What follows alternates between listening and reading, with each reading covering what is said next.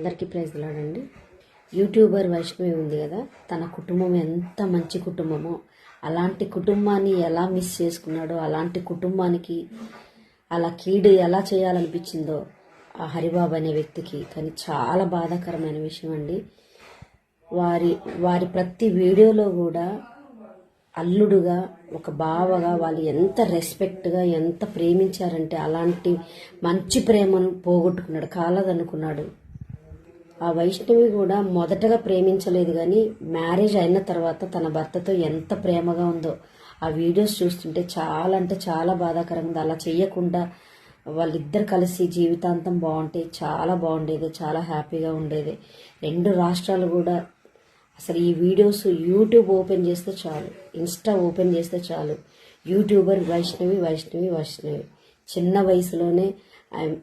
వయసులోనే వైష్ణవి యూట్యూబ్ పరంగా అమౌంట్ సంపాదించడం, అలాగే వాళ్ళ పేరెంట్స్ కూడా ప్లేస్ విషయంలో కానీ, బైక్ విషయంలో కానీ, గోల్డ్ విషయంలో కానీ తనకి ఇవ్వడం జరిగింది.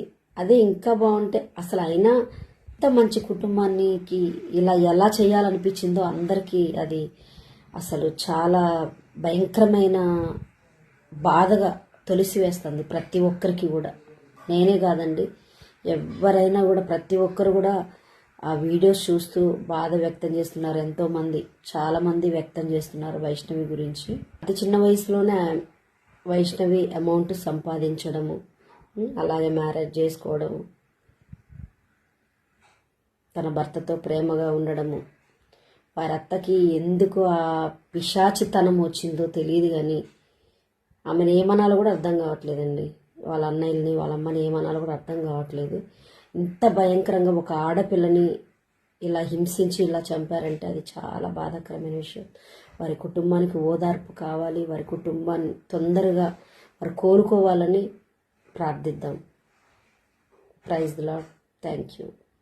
కుటుంబము, వైష్ణవి కుటుంబము, వారి ఫ్యామిలీ వాళ్ళ భర్తను ఎలా ప్రేమించారో ఈ వీడియోలోనే చూడండి మీరు. ఇద్దాం అనుకుంటున్నా, ఎందుకంటే మా చెల్లి, మా బావ ఇద్దరు కలిసి నాకు సర్ప్రైజ్ ఇచ్చిర్రు. నేను అస్సలు అనుకోలేరు. ఇక అప్పటిదాకా నాతోటే కూర్చున్నారు. అప్పుడప్పుడు పోయి ఎట్లా తెచ్చిర్రో ఏమో ఇప్పటికి నాకు అర్థమైతలేదు. ఇక మంచిగా సర్ప్రైజ్ అయితే ప్లాన్ చేసి ఇచ్చిర్రు. అందుకోసమే నేను ఇద్దామని అనుకున్నా, చెల్లెని కొట్లకు తీసుకొని వచ్చిన. కానీ ఏమైందంటే చెల్లెనే ఇద్దంటుంది గిఫ్ట్. నేను పెద్దగా ఆల్బమ్ కట్టిద్దాం అనుకున్నా. ఎందుకు చెల్లె, నువ్వు ఎందుకు ఇద్దాం అనుకుంటున్నావు? ఎందుకంటే ఫస్ట్ ఇప్పుడు మొన్న పెళ్ళయింది కదా, ఆయనకు బర్త్డే అంటే తెలియదు.